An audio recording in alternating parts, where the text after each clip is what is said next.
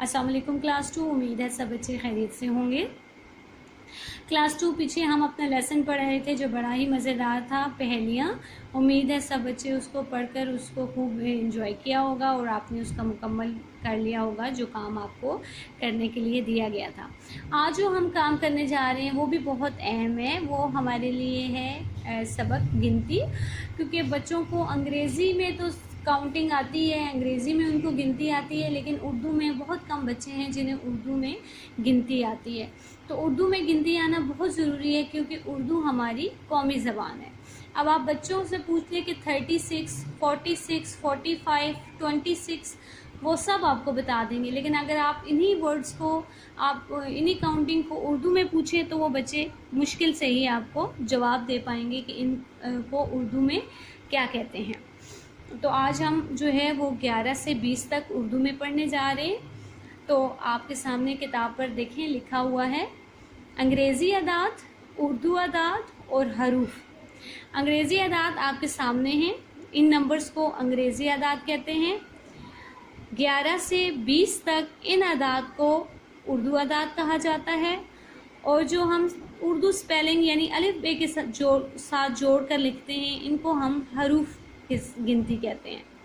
ये सारी 11 से लेकर 20 तक है। ये भी 11 से लेकर 20 तक और अंग्रेज़ी भी 11 से 20 तक है। अब यहाँ पर ये फ़र्क देखें कि अंग्रेज़ी में जो ज़ीरो है, सिफ़र है, सॉरी, ये सिफ़र इस तरह से लिखा गया है अंग्रेज़ी में, और उर्दू अदाद में इसको ये एक नुक्ते की शक्ल कह लें या डॉट कह लें, इस शक्ल में इसको लिखा जाता है। और बाकी हरूफ आप देख लें कि 11 से लेकर 20 तक सारे ये हरूफ में है गिनती, और 11 से 18 तक सब लफ्ज़ों के आखिर में गोल है आ रही है, और 19 और 20 के आखिर में सीन आ रहा है। तो ये गिनती आपने इस तरह से अपनी किताब पर लिखना है। अंग्रेज़ी अदाद तो उसी तरह लिखे हुए हैं। उर्दू अदाद आपने क्या करना है कि पीछे लिखे हुए हैं, इसी तरह आपने इनको आगे लिखना है। और हरूफ को भी ये आगे स्पेस दी हुई है, आपने इनको आगे खुशखत लिखना है। बाकी ये पेज नंबर 56 पे ये आपको सामने नज़र आ रहा होगा। अंग्रेज़ी अदाद लिखे हुए हैं, उर्दू अदाद आपने लिखने हैं और हरूफ आपने यहाँ पर लिखने हैं। और ये पेज नंबर 57 पर भी इसी तरह है कि ये अंग्रेज़ी अदाद हैं, ये उर्दू के हैं, और आगे आपने इन्हीं को हरूफ में लिखना है। तो ये सामने आपके सामने है गिनती।